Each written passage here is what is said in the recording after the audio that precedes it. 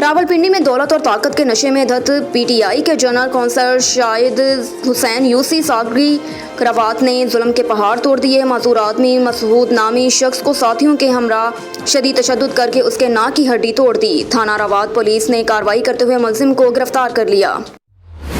मलिक नदीम की रिपोर्ट के मुताबिक आरपीओ इमरान अहमद, सीपीओ सैयद शहजाद नदीम बुखारी का लियाकत बाग का दौरा।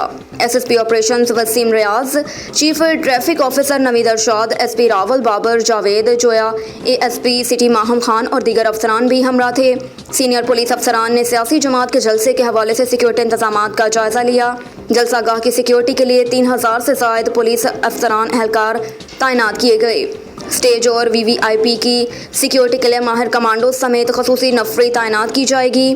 जलसागाह और गिरदोनवाह में छतों पर माहिर निशानाबाज तैनात किए जाएंगे। जलसागाह और गिरदोनवाह की सीसीटीवी कैमरों की मदद से मॉनिटरिंग की जाएगी। जलसागाह में खवातीन और मर्दों के लिए अलग जगह मुख्तस की जाएगी। मर्दों और खवातीन के एंट्री पॉइंट भी अलग अलग होंगे। जलसागाह में सिर्फ एंट्री पॉइंट से दाखिले की इजाज़त होगी।